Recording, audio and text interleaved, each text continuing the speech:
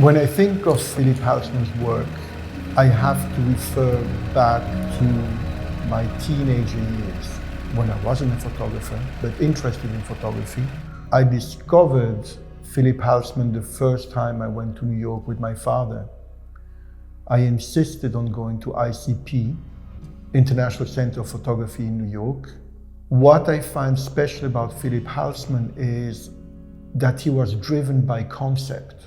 Yes, he was a brilliant technician, but the concept of all his projects, of all his photographs, were always absolutely brilliant, incredibly executed, and masterful put together.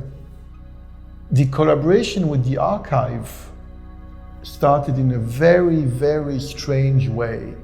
I was invited to a Gordon Parks Foundation fundraiser. And next to me, there was a very lovely woman, and she said, hi, I'm Irene. And I said, hi, Irene, I'm Henry. At some point, Irene looks at me and says, oh, this is fantastic, my father's print sold. And I look at her, and only then I realized that she was the daughter of Philippe Halsman. And she said at the end of the dinner, here's my number, call me. I would like to show you the archive, and I would like you to meet my son, who's also a photographer. But it took me 8 years to actually go to the archive, meet the son, say hello to Irene. I finally went uptown. We sat in the living room, and I was expecting, and maybe they have his passport, maybe they have a camera. We go upstairs and we walk into the archive, and they have everything.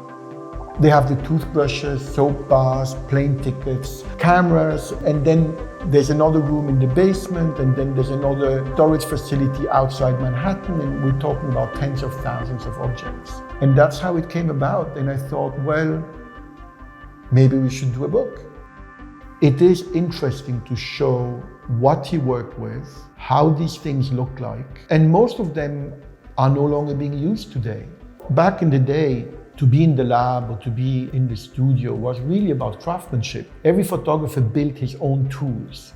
It's the kind of history that I'm after. I like the concept of being a documentarian.